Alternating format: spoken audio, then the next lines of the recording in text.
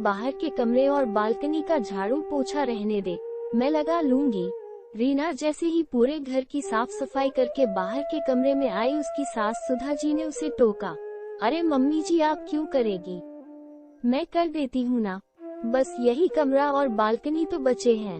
आप यहाँ कुछ काम कर रही थी इसलिए मैंने आपको डिस्टर्ब नहीं किया, रीना बोली।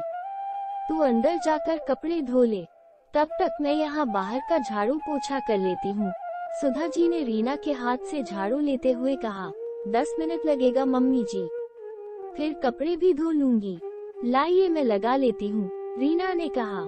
नहीं नहीं, मेरी प्यारी बहू को लोगों की नजर लग जाएगी, तू अंदर काम देख ले, सुधा जी ने बड़े प्यार से कहा। रीना की शादी हुए अभी कुछ ही दिन हुए थे। ससुराल में सास, ससुर और ननंद थे। उसके ससुराल में सब काम हाथ से ही करना होता था, जबकि रीना के मायके में ये सब काम करने के लिए काम वाले थे। फिर भी शादी के अगले दिन से ही रीना ने घर के कामों में सबकी मदद करनी शुरू कर दी थी। लाओ भाभी, बाहर बालकनी में मैं कपड़े सुखा देती हूँ। रीना जैसे ही ढेर सारे कपड़े धोकर उठी, उसकी ननंद सरिता ने धुले हुए कपड़ों की बाल्टी लेने के लिए हाथ बढ़ाया। अरे दीदी, मैं सुखा दूंगी ना, बस हो ही गया है, आप कुछ और काम देख लीजिए, रीना बोली। नहीं भाभी, कपड़े मैं सुखा दूंगी, हमारी प्यारी भाभी को लोगों की नजर लग जाएगी, आपको कुछ काम करना ही है ना, तो ठीक है, आप बर्तन मांज लीजिए, सरिता ने बड़े प्यार से कहा। अरे दीदी, ऐसे किसी की कोई नजर लगती है क्या, एक एक काम तो पूरा कर लूं। लाइए मैं सुखा देती हूँ, रीना ने आग्रह किया। भाभी, आप नई नहीं हो ना, इसलिए यहाँ के लोगों को नहीं जानती, सब बहुत जलते हैं, कहीं आपको नजर लगा दी तो, और आपके पास कहाँ काम की कोई कमी है, सरिता हंसते हुए बोली। पर दीदी, अपने पड़ोस में तो सब अपने ही रिश्तेदार रहते हैं ना, रीना ने आश्चर्य से कहा।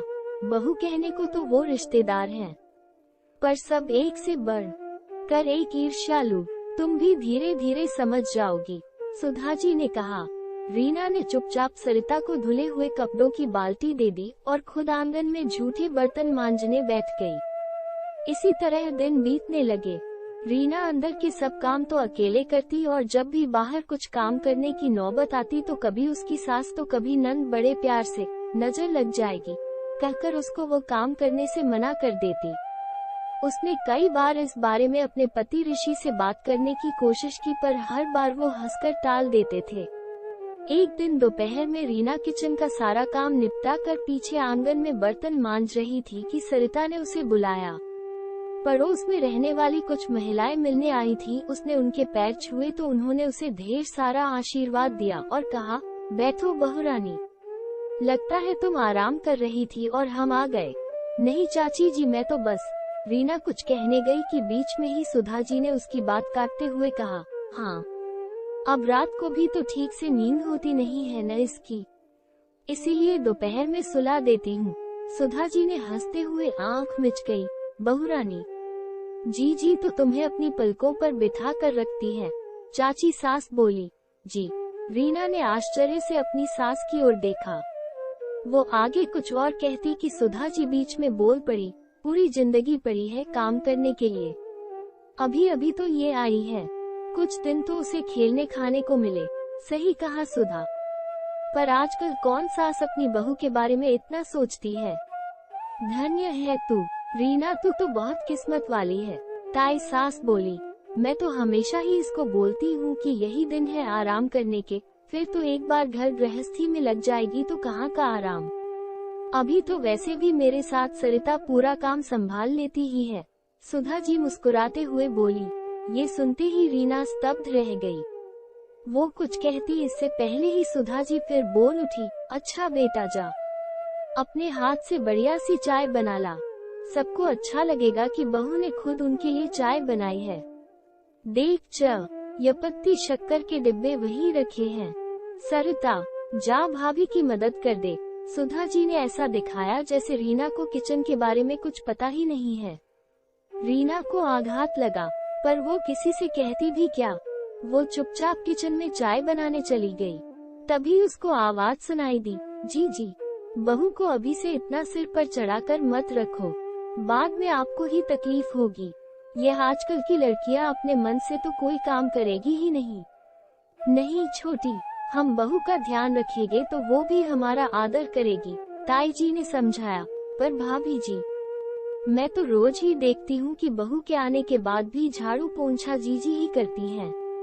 यहाँ तक कि कपड़े सुखाने का छोटा सा काम भी वो महारानी नहीं करती।